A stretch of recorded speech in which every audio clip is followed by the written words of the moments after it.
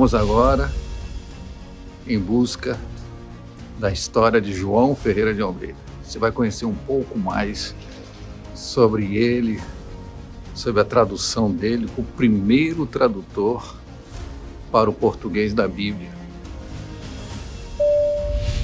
Diante de tantas especulações sobre a vida de João Ferreira de Almeida, nós podemos observar um fato muito importante. Primeiro, definitivamente, ele é o primeiro tradutor para o português da Bíblia. Então isso é muito importante para todos nós.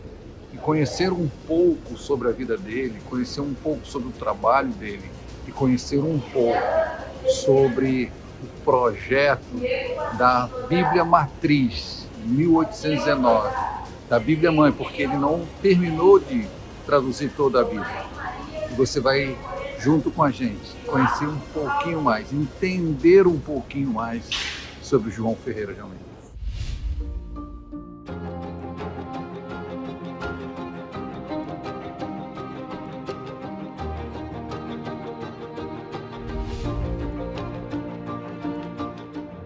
No século XVII, em uma época marcada por disputas religiosas e a expansão colonial europeia, um homem se destacou por sua coragem, fé e dedicação à língua portuguesa.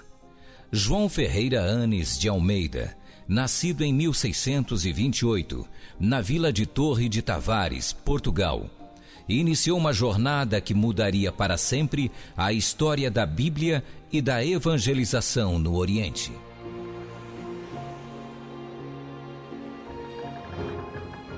Ainda jovem, Almeida deixou Portugal e encontrou em Malaca o cenário para sua transformação espiritual e cultural. Convertido ao protestantismo aos 14 anos, ele abraçou um chamado ousado: traduzir escrituras para o português, tornando-as acessíveis a comunidades que adotavam o idioma como língua franca.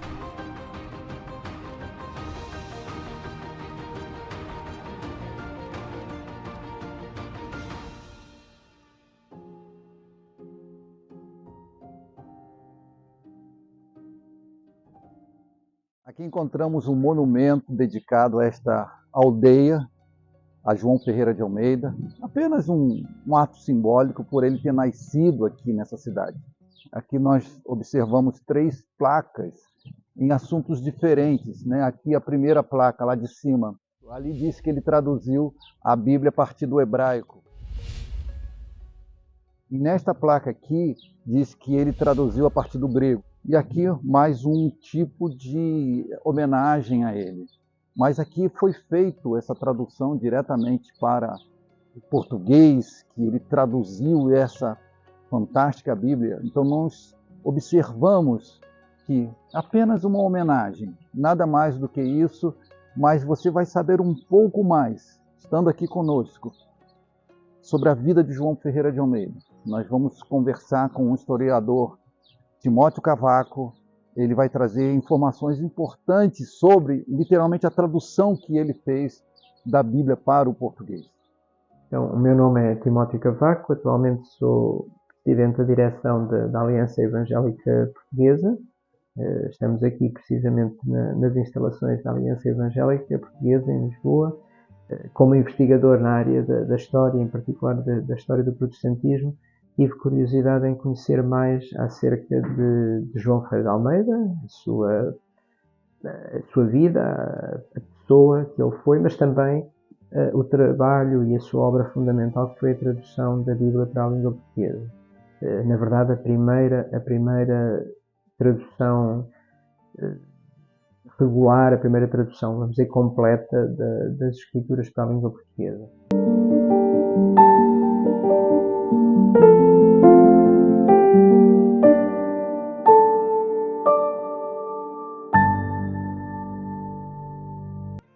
Obviamente o período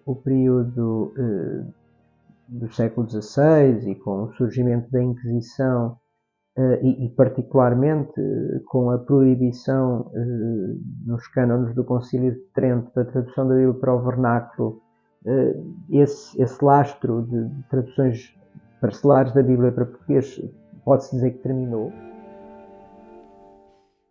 Seu trabalho o levou a enfrentar polêmicas, especialmente com os padres jesuítas em Goa, que viam suas críticas e traduções como uma ameaça à hegemonia católica. Apesar disso, Almeida publicou obras como Diferença da Cristandade e 2 epístolas, defendendo com fervor sua visão religiosa.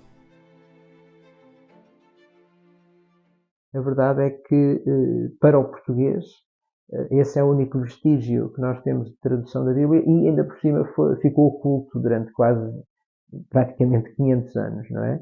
Portanto, foi realmente necessário este impulso, já mais de um século depois, dado por João Ferreira de Almeida, para que, finalmente, a Bíblia ficasse disponível em língua portuguesa. Mesmo assim, e essa também é uma outra característica muito interessante em relação à Bíblia de João Ferreira de Almeida, é uma tradução que é feita completamente fora do contexto, digamos, da origem dessa mesma língua, não é?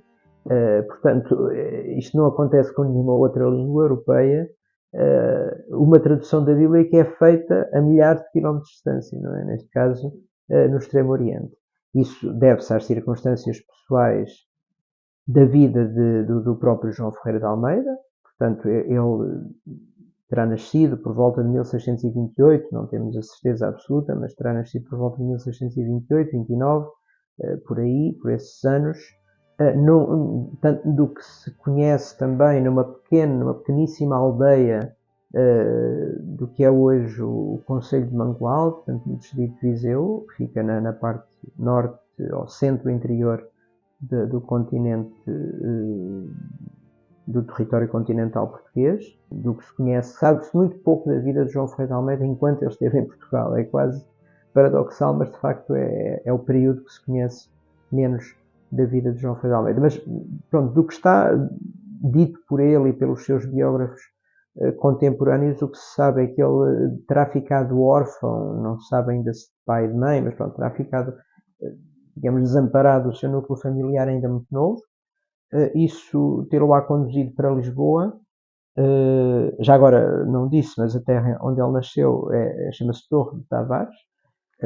Ainda hoje uma pequeníssima aldeia no Concelho de Mangualde. E tem um monumento. Tem. Entretanto, já no século XX, nos anos 80, foi na altura em que passaram os 300 anos, portanto, penso que é de 1981, portanto, quando passaram os 300 anos da primeira edição da Bíblia, da Bíblia, isto é, do Novo Testamento de João Ferreira de Almeida, então houve curiosamente, nem foi nenhuma igreja evangélica, nem nenhum movimento evangélico, foram mesmo pessoas, um grupo, e nem sequer foi um município nem nada, foram pessoas ali da zona, daquela aldeia, que decidiram por iniciativa própria fazer esta homenagem. Depois, mais tarde, houve uma outra homenagem, já sim promovida pelo município de Mangualde e com a colaboração também das igrejas evangélicas, mas realmente é até curioso porque essa primeira homenagem é resultado de uma iniciativa local, não é? Pronto, e até, curiosamente, pronto, é um detalhe, mas essa placa comemorativa até tem um erro, porque diz que o Novo Testamento foi traduzido do hebraico, não é? Porque as pessoas não sabiam, não é? Por isso é que a outra placa depois procurou corrigir, pronto, aí já com consulta à Sociedade Bíblica também participei depois. Mas o município achou por bem não retirar aquela placa, porque de facto foi uma iniciativa local e as pessoas poderiam sentir-se ofendidas, embora, pronto, esse erro esteja lá. Claro, não é? Exatamente, é verdade. Em busca de informações sobre João Ferreira Anes de Almeida, identificamos uma antiga cavalariça, hoje conhecida como Solar do Almeidinha, durante a transição de João Ferreira de Almeida, aos 14 anos, de Torres de Tavares para Lisboa. Acreditamos que essa cavalariça tenha sido uma de suas paradas no caminho, considerando que no século XVII, viagens longas eram realizadas a cavalo, era essencial contar com pontos estratégicos para descanso e alimentação dos animais. Ora, o meu nome é Adélia Falcão, sou proprietária com o meu marido do Solar Almeidinha e vou-lhes falar um pouco da história, do enquadramento do Solar Almeidinha. O Solar o início de construção 1541, por Estevão Dias do Amaral. Depois, só mais tarde, em 1590, é que se concluiu e nessa altura fizeram a capela, já por Gaspar Dias do Amaral, que seria seu filho. Entretanto, a capela, numa fase inicial, surge separada da casa. A casa hoje tem uma planta em ela. Surge isolada, como era costume. Estas casas de solarengas tinham o núcleo principal da casa, depois tinham todos os anexos agrícolas e a capela ficava um bocadinho distante.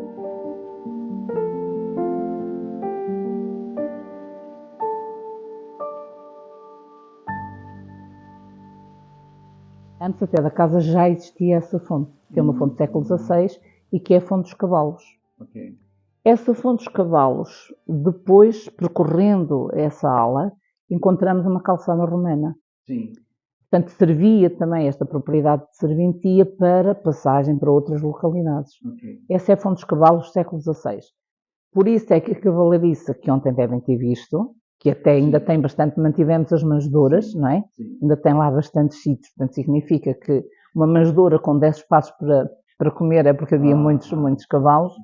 E, precisamente, o Visconde de Almeidinha, João Carlos Pizarro do Amaral, como era toureiro amador, fez questão, já que se dedicou à arte, não é?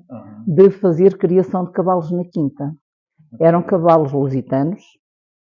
E o que é que acontece? Criou inclusive ferro próprio, onde nós num dos salões, o salão lá em cima, temos um painel de azulejos precisamente com o símbolo que era cravado depois nos animais, não é? Criação e depois obviamente comercializava, vendia e também para uso doméstico, por isso as touradas aqui, tudo isso. E é curioso porque na casa há vários indícios e vestígios e referências, melhor dizendo, aos cavalos. Temos lá em cima o salão dos cavaleiros, temos o pátio dos cavaleiros, temos a fonte dos cavalos, temos a cavalariça. Pronto, portanto, por aqui, de facto, circulavam muitos cavalos. Uma das questões de tudo isso é saber, né, como João Ferreira de Almeida ele chegou a Lisboa. Porque a caminhada daqui para Lisboa, de carro, são quase 3 horas. Né? De carro hoje, sim. Só pode ser mesmo na época de cavalo. Não existia nenhum tipo de automóvel. Então, provavelmente... Mas ele terá passado aqui porque aquilo que se conta é como aquilo era uma calçada romana, portanto já própria até para os cavalos, não é? É muito irregular, mas é o que é ótimo para o piso dos cavalos, não é? Pronto.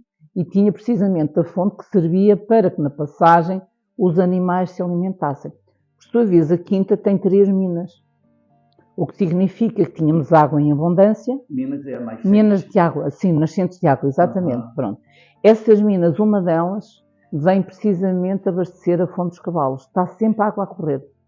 Sempre. Portanto, é natural que as pessoas, os caminhantes, as pessoas que iam a cavalo ou a pé, parassem precisamente para dar de beber aos animais. Observamos que provavelmente a ida do Ferreira de Almeida, de João Ferreira de Almeida, ele deve ter alugado um cavalo aqui, né? ou algum tipo de compra do cavalo, a família, que passou por aqui pelo solar dos Almeidinha, e, enfim, e seguiu para Lisboa. Muito interessante a história da doutora Adélia. Bom, é uma trajetória muito interessante. Você vai estar observando aí um pouco da história do João Ferreira de Almeida. E Deus nos agraciou com esse local. Sem saber, sem nenhum tipo de planejamento, para vir aqui na cidade de Torre de Tavares, próxima à cidade de Torre de Tavares, onde nasceu João Ferreira de Almeida, fica próximo aqui. E eu busquei um hotel, uma pousada, né? De baixo custo, para que a gente pudesse fazer esse documentário, e viemos parar neste local, Solar dos Almeidinhas. E você pode estar observando aqui, foi uma grata descoberta. Deus nos colocou aqui, nos direcionou para este local. E aqui foi com toda certeza, né, o local onde João Ferreira de Almeida passou por aqui em direção a Lisboa, né, quando ele completou aí aos seus 14 anos.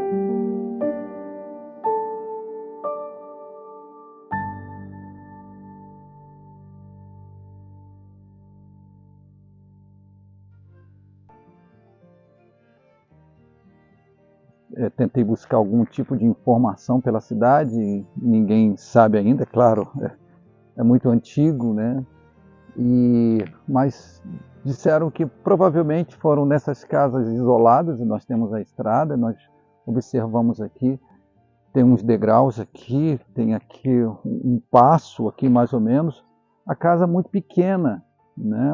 Uma casa muito pequena, e mais ao fundo aqui, onde são próximas uma da outra e feitos totalmente pedra sobre pedra. Olha, verifique ali como é o estilo da casa, bem diferente.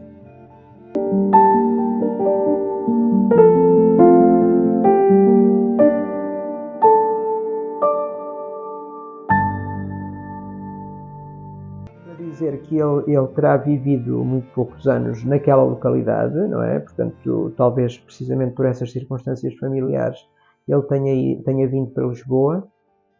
As circunstâncias da ida dele para Batávia, ou melhor, para o Oriente, não é? Ainda são quase completamente desconhecidas, não é? Não se sabe.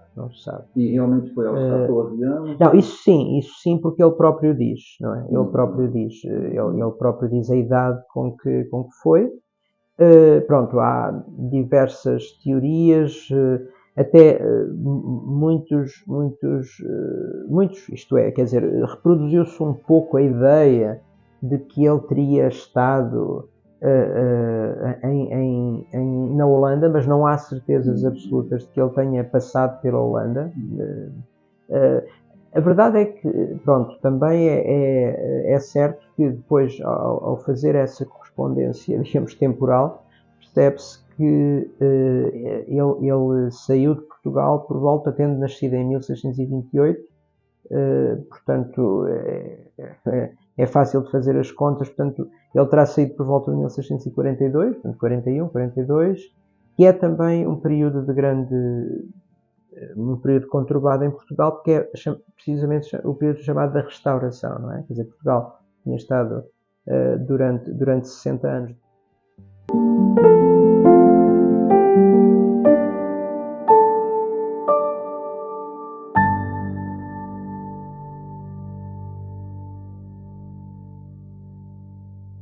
O ambiente era de perseguições religiosas, o ambiente era do começo da Reforma, há pouco mais de 100 anos tinha eclodido a manifestação da Reforma.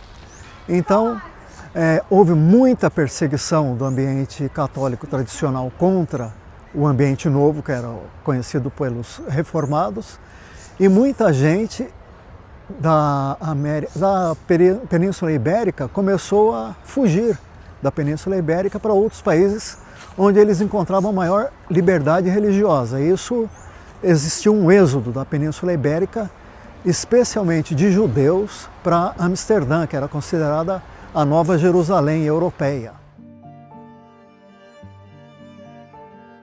E também num contexto de forte redução da presença colonial portuguesa, por exemplo, no Brasil, isso também acontece, não é? Durante o período da União Ibérica, é precisamente quando os holandeses conquistam algumas partes do território, algumas que foram revertidas, outras não é? É verdade que também o Império Espanhol era tão vasto, não é? Se dizia que era um império onde o sol nunca se põe, não é?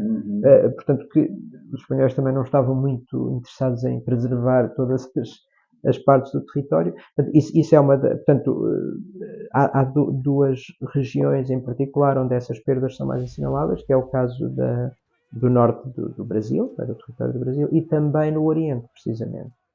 Então, nós vemos que Almeida, com cerca de 14 anos de idade, aparece em Amsterdã e depois, sozinho, ele aparece em Jacarta, sem nenhuma informação sobre pai, mãe, parente, amigo, tio, tia, nada disso.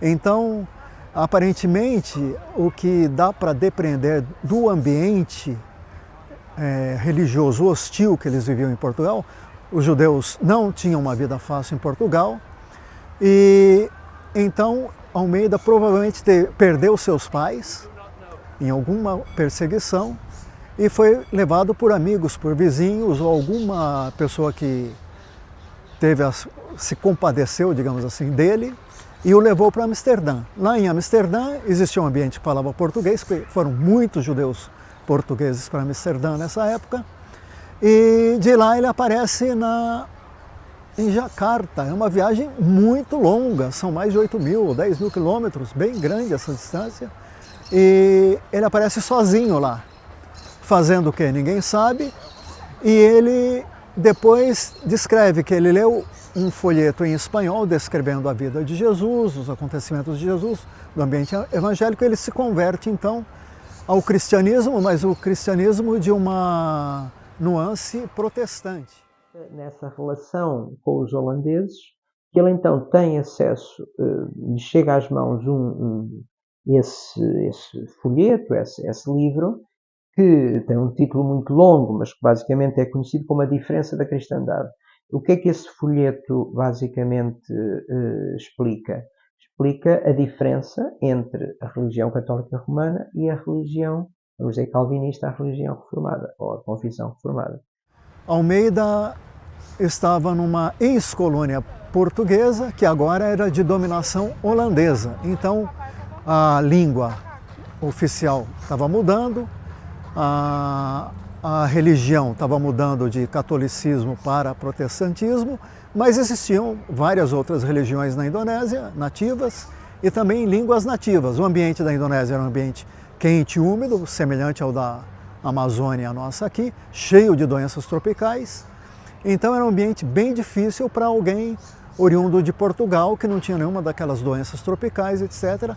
Mas Almeida começa a se desenvolver nesse ambiente, fica mais ou menos associado de alguma forma com a Igreja Reformada, porque com 16 anos de idade ele já faz uma tradução de algumas partes do Novo Testamento do latim usando a edição de Beza para o português. Nessa minha busca pela história de João Ferreira de Almeida, nós viemos parar nessa livraria aqui atrás, Livraria do Carmo. E aí eu acabei encontrando ali o senhor Ferreira, José Ferreira. Ele me contou uma história maravilhosa sobre João Ferreira de Almeida. Me contou algo que jamais poderia imaginar. Eu entrei para perguntar uma Bíblia, se tinha uma Bíblia de João Ferreira de Almeida, a mais antiga, e ele me conta essa história aí que vocês vão conhecer um pouco mais. Um profundo conhecedor do grego, o seu José Ferreira, um profundo conhecedor do hebraico, e vocês vão ver aí a história do senhor José Ferreira em relação ao João Ferreira de Almeida. Não é um acaso, não foi por acaso, foi sim um direcionamento de Deus, porque eu vinha descendo aqui a esta rua para a entrevista com o irmão Timóteo Cavaco. Entrei nessa livraria e perguntei se ele tinha Bíblias, a Bíblia mais antiga, e aí ele acabou de me contar toda essa história que vocês vão ouvir aí. Deus abençoe. A minha grande paixão desde a minha meninice foi João Ferreira de Almeida. Foi o primeiro livro inteiro que eu li, a Bíblia de João Ferreira de Almeida, que era lida aos serões na província, porque não havia outras coisas para ler, nem havia rádio, nem havia televisão, nem havia jornais. E eu delirava. E como eu tinha a cassete virgem, eu gravava na minha mente tudo aquilo que estava lá escrito. O senhor era o dono da casa, chamava-se Senhor Bento, e tanto lhe pedi para me dar a Bíblia, que ele disse, passado o tempo, vem cá que eu dou-te a Bíblia, porque em princípio é a herança para os meus filhos, tinha um filho e uma filha. E ele prometeu e cumpriu, e disse, vem cá no tal mês, no tal dia que eu estou cá, e eu fui lá e ele deu-me, levantei-me de manhã cedo, andei 37 km a pé para ir e vir e conseguir a minha primeira Bíblia, que era de João Ferreira de Almeida. Daí para a frente, tudo que falava de João Ferreira de Almeida eu adquiria. e tenho todas as versões de João Ferreira de Almeida, inclusive em hebraico. E com o interesse que ele me deu, eu procurei aprender hebraico por mim próprio e hoje já leio o hebraico, tal como leio o português, e entendo todas as palavras em hebraico. E foi Ferreira de Almeida que me levou para esse caminho, porque não encontro, em termos de comparação, coisa igual. Então, João Ferreira de Almeida, a Bíblia nesta versão é o resultado de mais de 350 anos de esforços desde que João Ferreira de Almeida começou o seu trabalho de tradução. Com apenas 14 anos de idade, teve uma experiência pessoal com Cristo, convertendo-se ao Evangelho. Desde então, tornou-se um dedicado estudioso da Palavra de Deus. O seu amor pelo texto sagrado o impulsionou a começar no ano de 1644, aos 16 anos, a sua primeira tradução do Novo Testamento, usando a versão do latim e do espanhol, do francês e do italiano. Não contente com esta tradução, anos mais tarde ele teve uma segunda, desta vez baseado no texto grego chamado Texto Recepto, e o mesmo usado pelos reformadores protestantes da Reforma. Almeida chegou a traduzir o Antigo Testamento de Gênesis a Ezequiel, capítulo 48 e 31, usando o texto maçorético em hebraico, que era o clássico, que ainda hoje é usado só pelos judeus, porém não pôde terminar o último versículo do livro de Ezequiel, porque o Senhor Deus o levou para a sua presença em 1691, com 63 anos de idade. Assim, a missão de terminar a tradução do Antigo Testamento foi concedida ao holandês Jacob del Akker, portanto, que eram missionários holandeses que estavam lá na Indonésia e que completaram para ficar a versão completa. O Novo Testamento tinha saído antes, eu tenho aí as datas de todas as publicações, só que o Novo Testamento saiu com erros tipográficos. Ele teve que arranjar uma tipografia, teve que ir à Índia comprar a tipografia para poder imprimir, porque coincidiu com o início do Gutenberg e com os dados móveis, não é? Porque até aí eram placas e depois eram dados móveis. Portanto, mediante o valor incontestável das Escrituras Sagradas para a humanidade, Deus as tem preservado e nos exortado a viver no temor, a fim de que nada seja subtraído ou acrescentado ao texto bíblico, está a ver? Que é este o princípio. E de tudo ser feito para a glória de Deus o Altíssimo.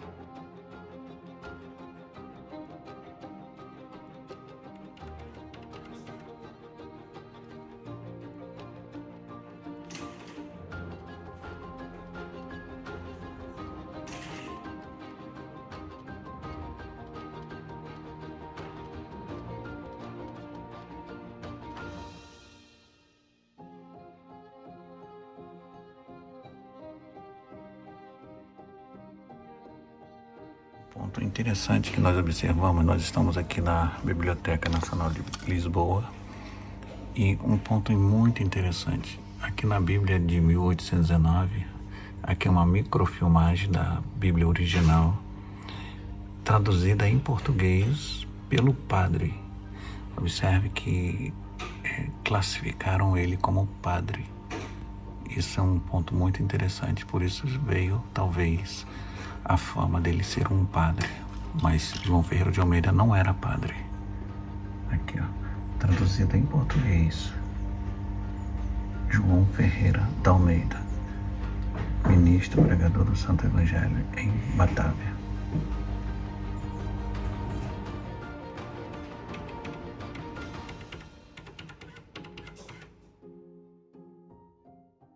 Por isso também as teorias de... Quer dizer, aqui convém esclarecer uma coisa. É verdade que nas primeiras edições da Bíblia, e mesmo já em edições posteriores, já no século XIX, pela Sociedade Bíblica, se usava o termo padre, não é? Padre João Ferreira de Almeida.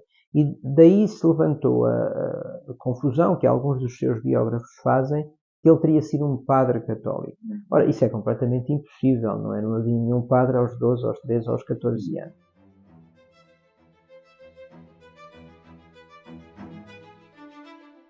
Embora algumas edições da Bíblia traduzida por João Ferreira Anes de Almeida utilizassem o termo Padre João, não há qualquer evidência de que ele tenha sido um padre católico. A hipótese de que teria sido jesuíta ou recebido educação religiosa formal é especulativa, mas não comprova a ordenação sacerdotal. O que se sabe com certeza é que ainda jovem teve contato com o catolicismo, mas foi no Oriente sob influência dos holandeses que ele acessou textos reformados e desenvolveu sua tradução da Bíblia. Nessa altura ele está em Malaca, ele fica em Malaca durante vários anos. É lá que ele tem, digamos, a sua primeira relação com a Igreja Reformada holandesa, não é? E depois, então, eu agora não sei dizer de cor, assim, estritamente as datas, mas ele depois, então, vai para Batávia, não é? Vai para Batávia. Em Batávia, realmente Batávia era o centro, aliás, por isso o nome Batávia que os holandeses lhe deram, não é? Bataviorum, que é a Holanda, é o nome da Holanda em latim, portanto, e Batávia, que é hoje Jakarta, era de facto o centro da presença holandesa das Índias, chamadas Índias Orientais.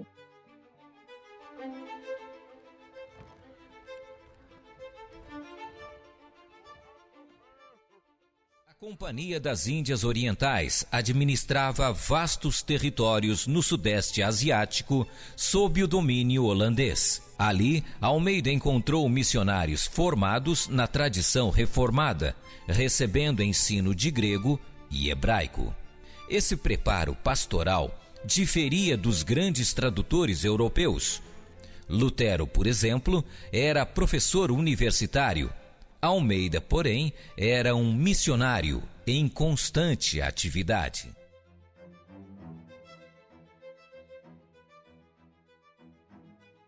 Por esse tempo ele ingressa oficialmente na Igreja Reformada Holandesa e começa a fazer os cursos para se tornar um pregador habilitado. Não um pregador talvez profundamente acadêmico, mas com alguma informação sobre as doutrinas da Igreja Reformada.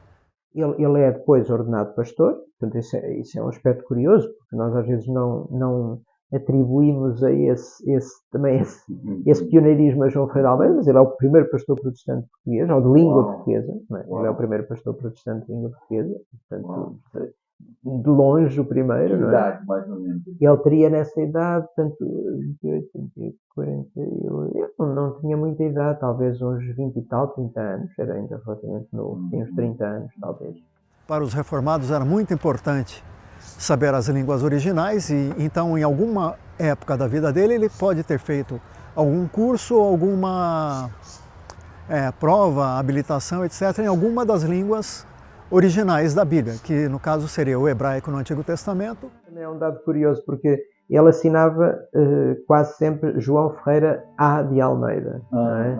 E então durante séculos não se sabia o que é que aquele A queria dizer, até teorias que se desenvolveram, que seria apenas uma abreviatura. Ele escreve sempre judeu com letra maiúscula, isso é uma coisa que me chama a atenção.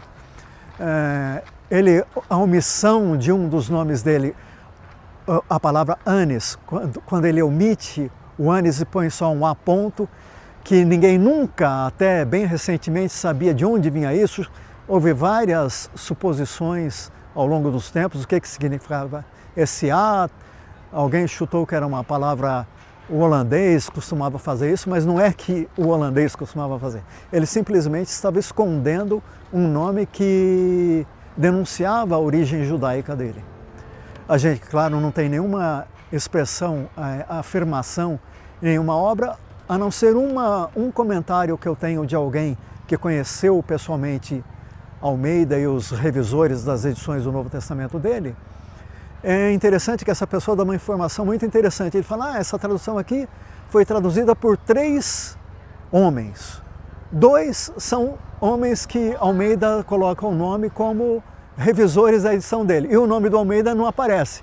Só que essa pessoa fala assim, e o principal tradutor foi um judeu que não tá o nome dele aqui. Provavelmente essa pessoa também escondeu o nome do Almeida justamente porque ele conhecia o perigo que o Almeida teria como judeu, menos perigo agora como cidadão de uma colônia holandesa, mas em colônias na Índia, mas que a influência católica era muito grande, ele teria sim mais perigo. Então, por exemplo, nós sabemos que a Inquisição tinha condenado Almeida a ser queimado em praça pública. Eles nunca conseguiram pegar fisicamente Almeida, já que no quesito pessoa física ele não foi pego, a Inquisição queimou uma estátua, assim, fez um símbolo lá, e como se fosse um Judas, pôs fogo lá e disse, isso aqui é o Almeida, tá? É assim que ele é visto pela Inquisição. Então, e ele foi pregador nas igrejas de língua portuguesa, na Malásia, na Índia, no Ceilão. Então ali a influência católica era muito grande, o radicalismo também, né? Então esse seria um problema, um perigo dele estar nessa situação, e ele poderia ser condenado a qualquer momento, preso e ponto final, né? Acabaria a vida dele. Mas isso, graças a Deus, para ele não aconteceu e para nós também não.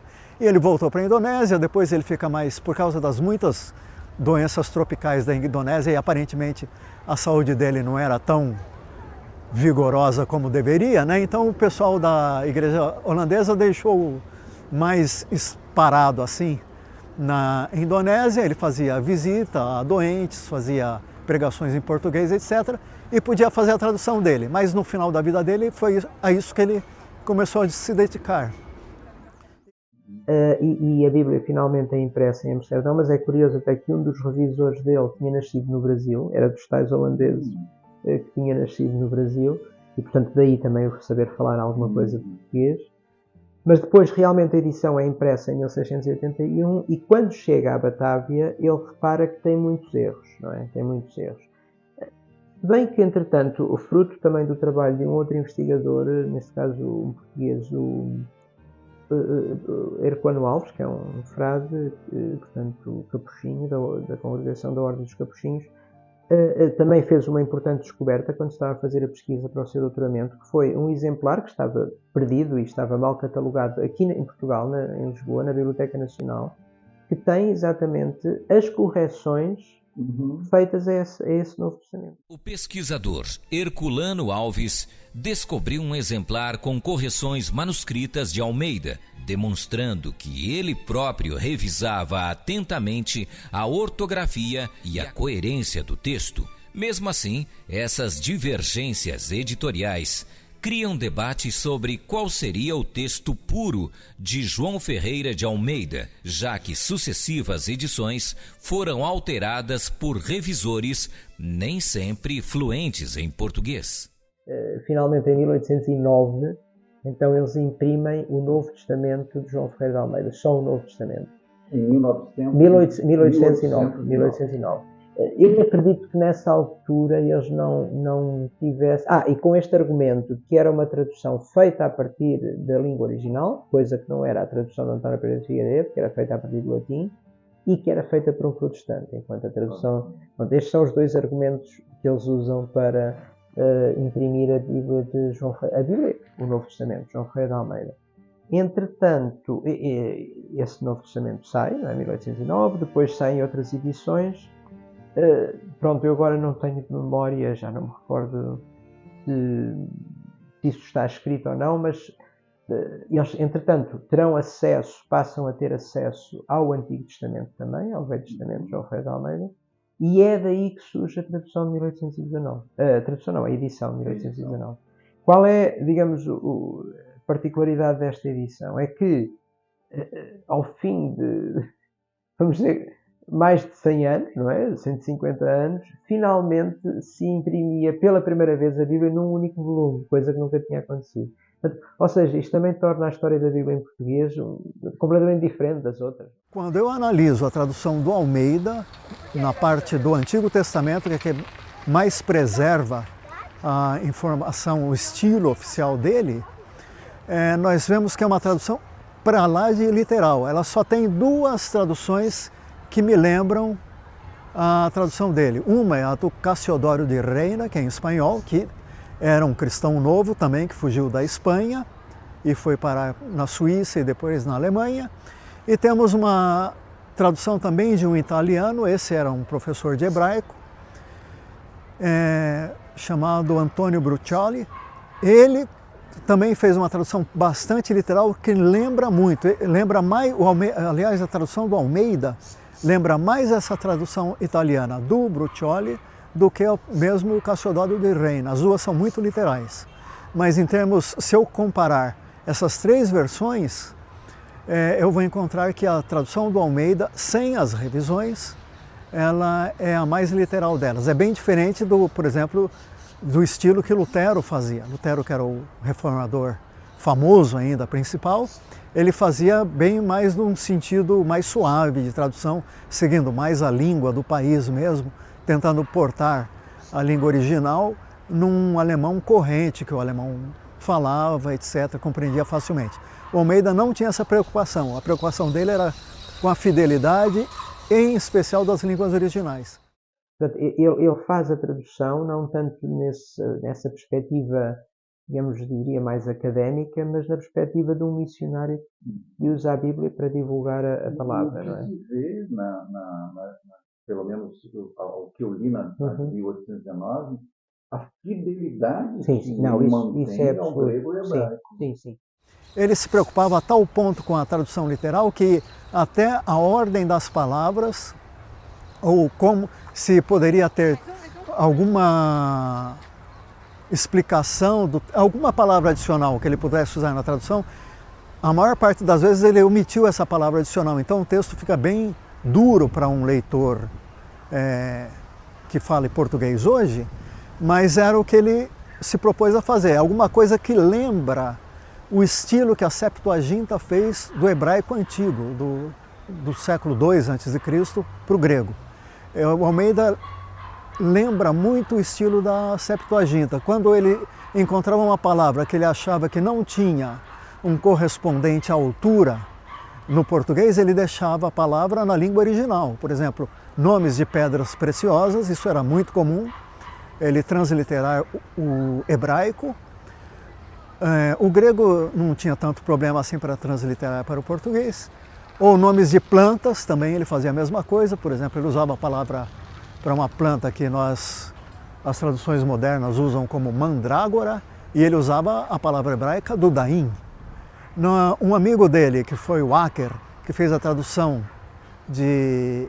do finalzinho do livro de Ezequiel até o livro de Malaquias, no Antigo Testamento, o Acker também usou esse mesmo estilo, e ele usa a palavra, então, kikaion, por exemplo, para descrever a planta de Jonas, enquanto que as outras traduções arrumaram palma Christi, aboboreira, coisas assim.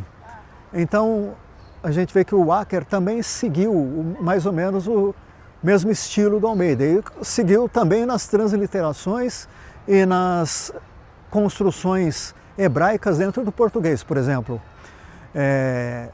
o Acker também usa templo da sua santidade, usa morrendo morrerás, vivendo viverás, comendo comerás, construções típicas do hebraico e que não são comuns no português. O hebraico usa muito pleonasmo e o Almeida fez muito isso aí. Eu acho que muito porque ele me parece ter sido também um judeu autêntico e que falava, sim, um hebraico em Portugal, um hebraico sefardita provavelmente, e isso, o hebraico não era dificuldade para ele, não tem problema nenhum com hebraicos. Aliás, os holandeses da Igreja Reformada nunca ousaram tocar no hebraico dele. Isso é uma coisa que ninguém normalmente fala, mas isso demonstra que o conhecimento do Almeida era tão profundo em hebraico, embora ele não tenha estudado oficialmente em nenhuma instituição famosa de hebraico ou de grego, muito pelo contrário, ele me parece ser um autodidata, ele era um gênio em línguas para mim.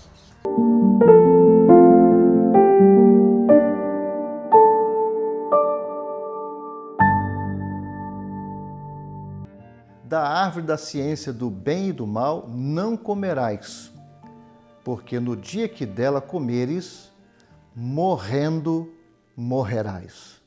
Isso mesmo, morrendo morrerás. Aqui nós temos o hebraísmo, né?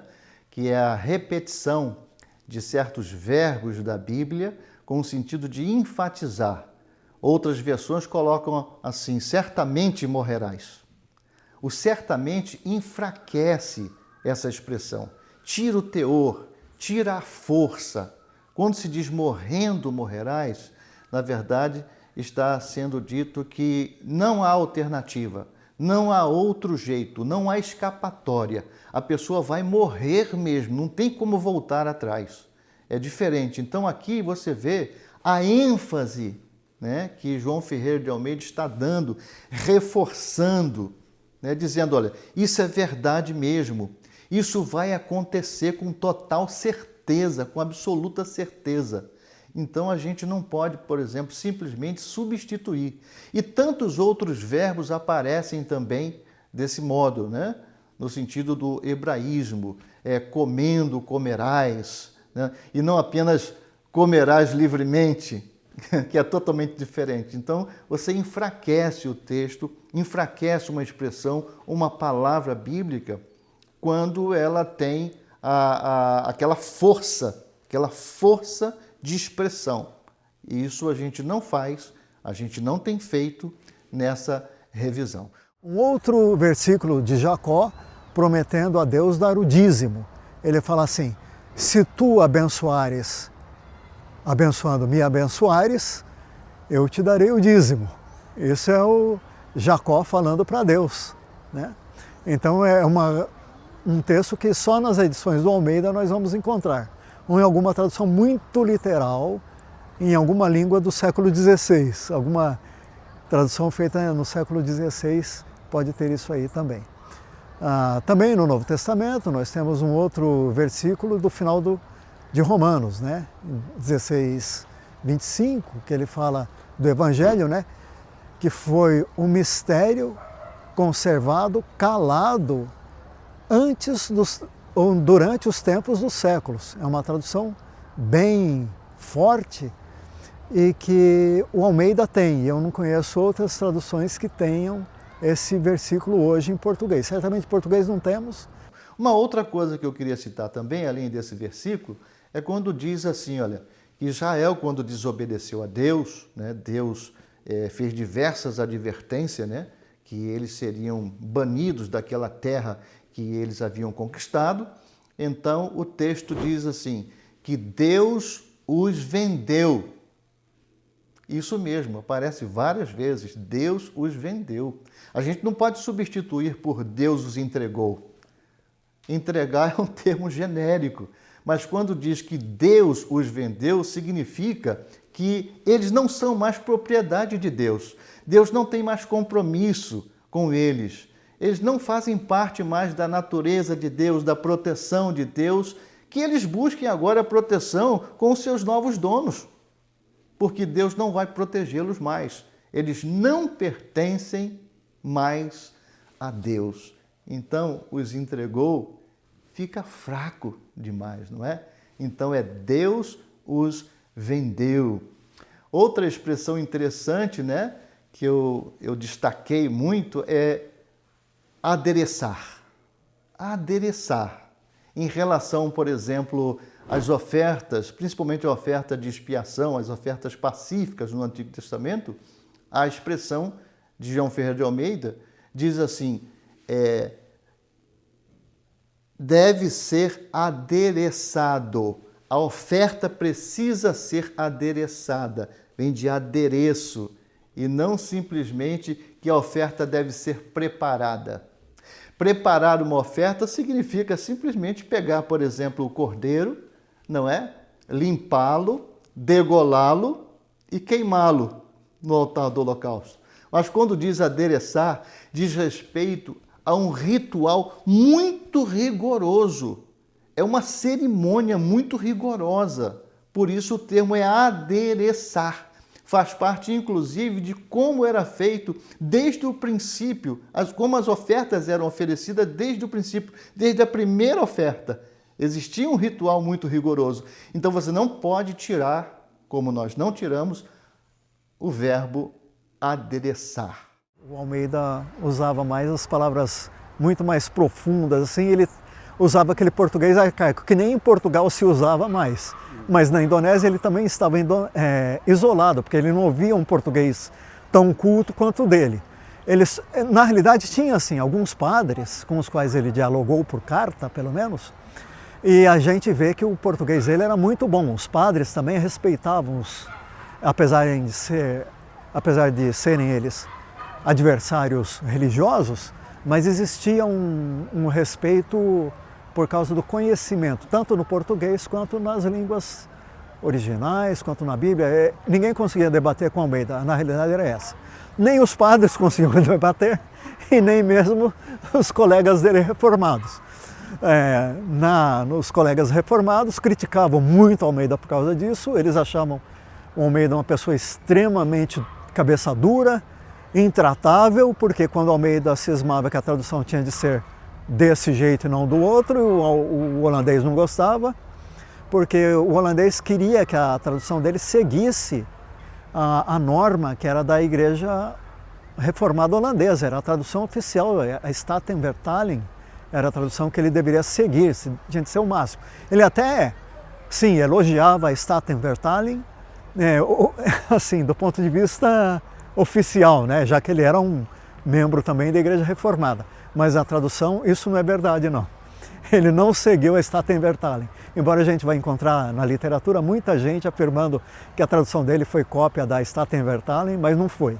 Isso se alguém falar, é que alguém não comparou nem a Statenvertaling com a tradução dele, nem a do Cassiodoro de Reina com a versão dele, nem nenhuma outra tradução, nem o Lutero, etc.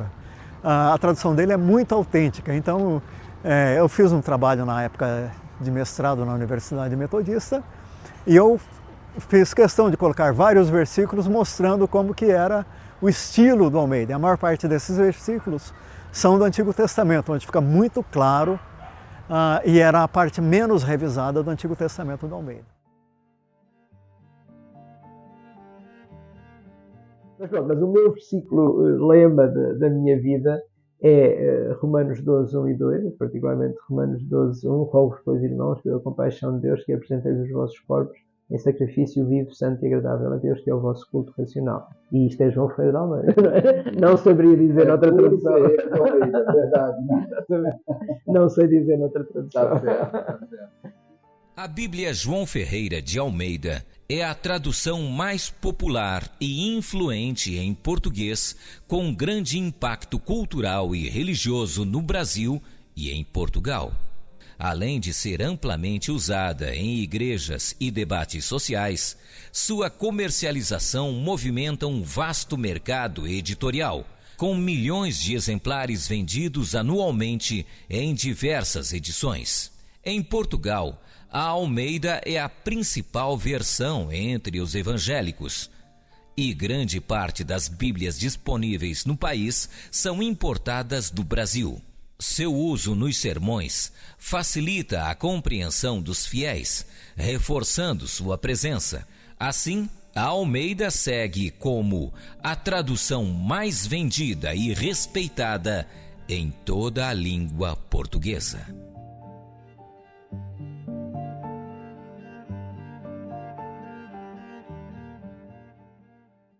Olá, sou João Pedro Martins, da Associação Miqueias. Nós fazemos distribuição de livros e bíblias em Portugal e falar um pouco sobre a Bíblia de João Ferreira de Almeida.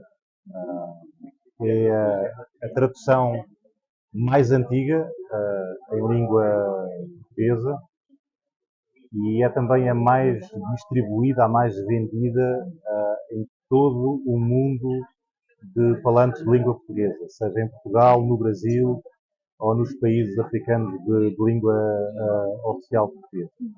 Hoje o mercado em Portugal ele vive essencialmente da importação de Bíblias provenientes do Brasil e aí todas as traduções e versões estão aqui distribuídas, mas sobretudo nas igrejas mais tradicionais, mais conservadoras, em termos de linha doutrinária, continua a ser a tradução de Almeida, revista e corrigida, aquela que é mais vendida, mais distribuída e que está mais na mão das pessoas. Inclusive, os sermões, as pregações que são feitas a partir do púlpito da igreja, quase sempre usam a tradução de Almeida, porque é aquela que as pessoas à partida têm na sua mão e fica mais fácil aí para contextualizar a pregação com quem está a ouvir na igreja. Porque ela é a tradução mais vendida, a mais divulgada e mais antiga em toda a língua portuguesa, seja no Brasil, em Portugal ou em África. Há uma história muito curiosa que tem a ver com o maior vigarista de Portugal. Ele chamava-se... Era uma pessoa que era muito inteligente, chamava-se Alves dos Reis. Então, o que ele fez foi falsificar as assinaturas dos administradores do Banco de Portugal. Então ele conseguiu um contrato verdadeiro, mas com assinaturas falsas, em Londres, com a Casa Moeda, e conseguiu um lote muito grande de notas de 500 mil réis, e na altura ele usou esse dinheiro de forma extravagante, veio mais tarde a ser preso. E na cadeia houve um missionário português que se chamava José Elídio Freire, e entregou uma Bíblia de João Ferreira de Almeida, e Alves dos Reis converte-se na cadeia.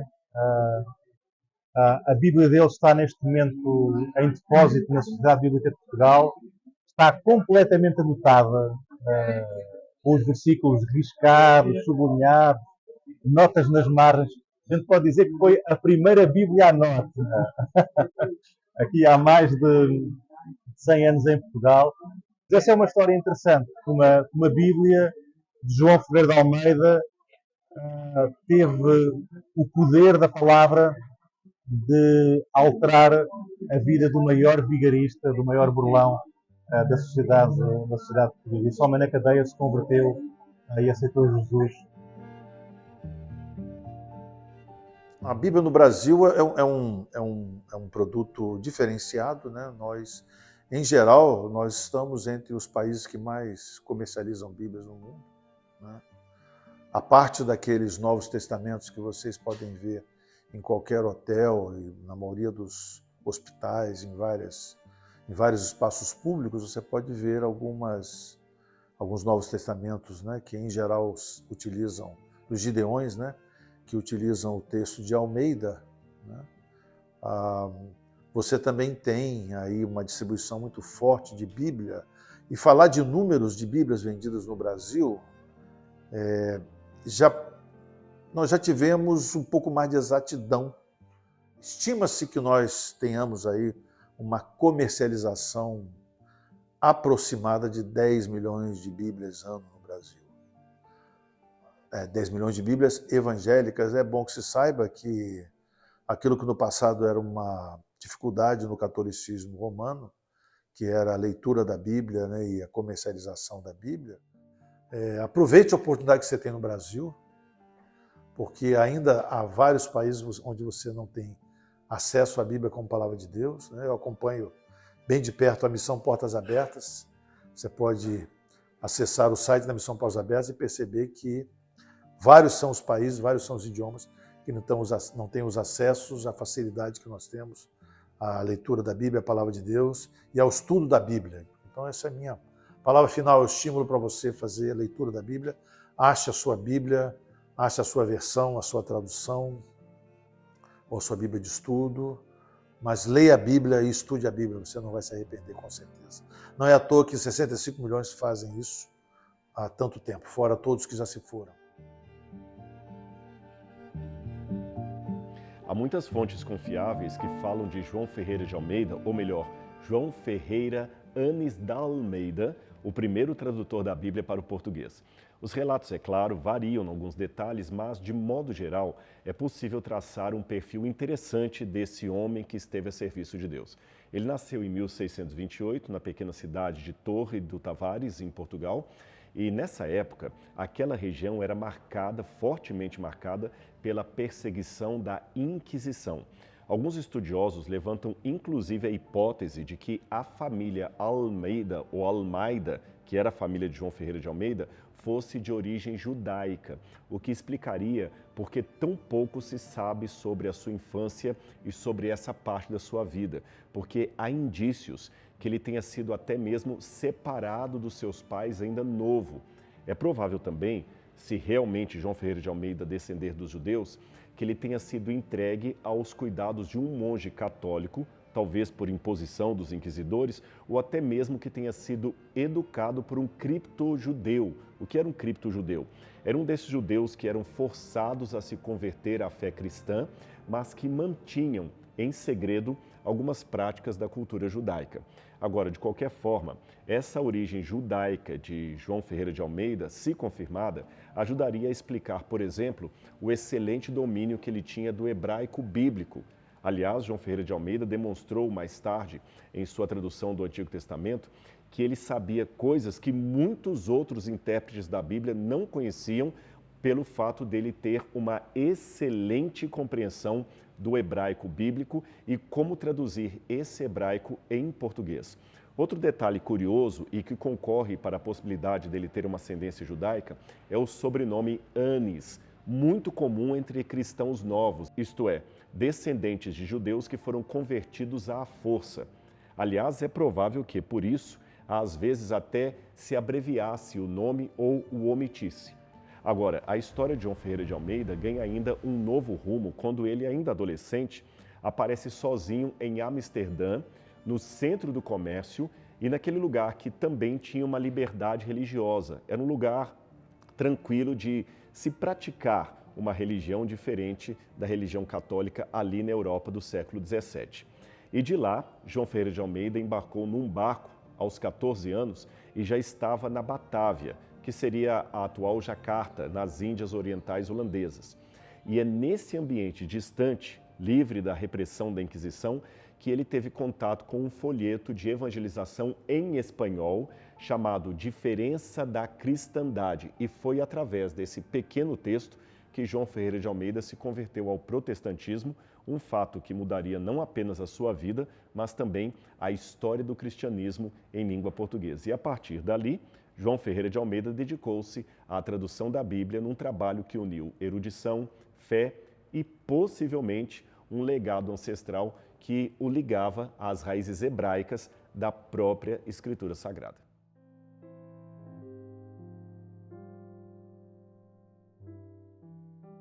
Durante as pesquisas para este documentário, visitamos instituições e lugares que guardam parte essencial dessa memória. Museu Nacional da Bíblia, em Washington, D.C., onde encontramos a primeira versão impressa de Casiodoro de Reina e da Vulgata Latina. Ao lado da Bíblia de Casiodoro de Reina, nós também observamos o exemplar da Vulgata Latina, o 6º volume da Vulgata Latina, de 1793. É claro que a de Casiodoro de Reina é muito mais antiga do que a Vulgata Latina, mas está em espanhol também. Então isso, você observa a grande importância da tradução da Bíblia para a língua latina. Biblioteca Nacional de Portugal, onde presenciamos a história dessa fantástica Bíblia de 1819. Biblioteca Nacional do Rio de Janeiro, onde está preservado um exemplar da Bíblia de João Ferreira de Almeida de 1819. Marco histórico da consolidação da sua obra em língua portuguesa. Real Gabinete Português de Leitura, também no Rio de Janeiro, onde com grande honra pudemos manusear um exemplar original da primeira edição da Bíblia de 1819. vivenciando de perto um testemunho raro e valioso da história da tradução para o português.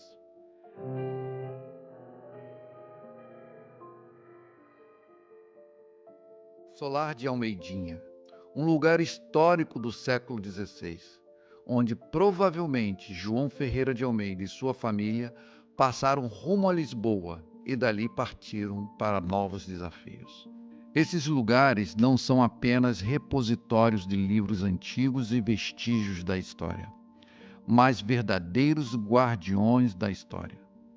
Eles preservam a memória de Almeida e nos permitem compreender a relevância espiritual, cultural e linguística da sua obra, que atravessou os séculos e permanece viva até hoje.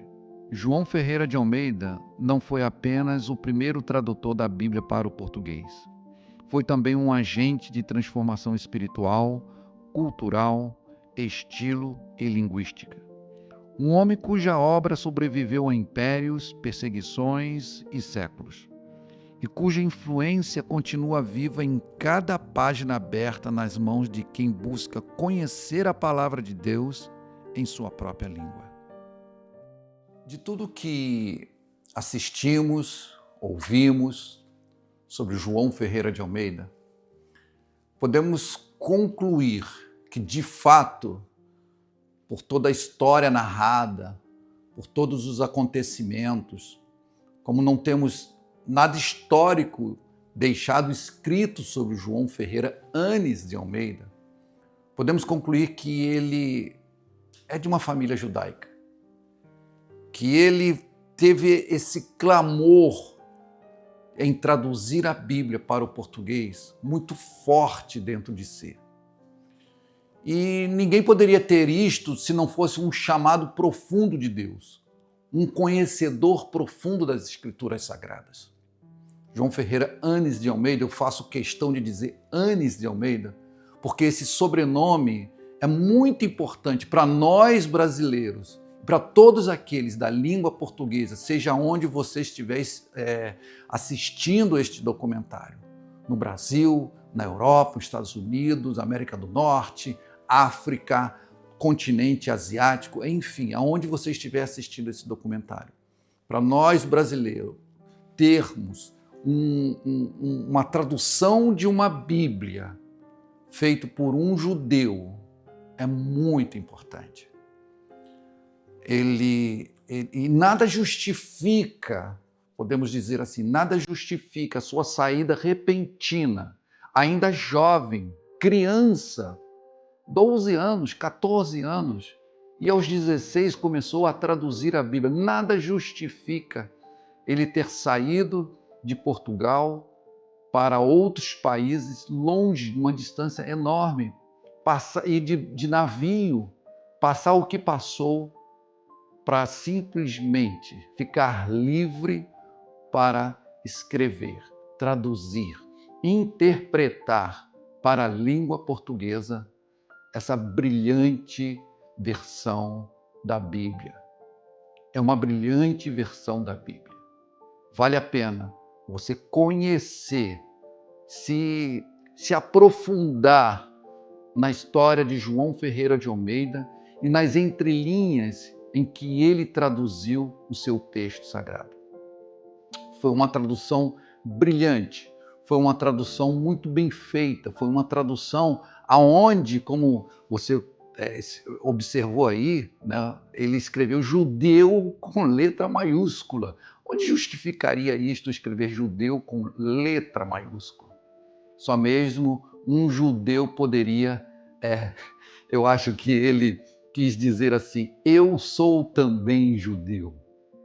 Então, observem isso, que a Bíblia, João Ferreira de Almeida, de 1819, essa que nós já estamos disponibilizando para você, é uma Bíblia de uma tradução corretíssima, de uma tradução onde ele busca toda a fidelidade aos textos receptos, toda a fidelidade ao hebraico, toda a fidelidade ao grego. Deus te abençoe no dia de hoje e que cada vez mais possamos estar juntos aí buscando a história de João Ferreira de Almeida. Se você puder, compartilhe esse vídeo. Nos ajude a chegar ao máximo possível de pessoas para que ele possa ser assistido e nós divulgarmos cada vez mais a Bíblia João Ferreira Anis de Almeida em português. Ela está disponível para você. Deus te abençoe.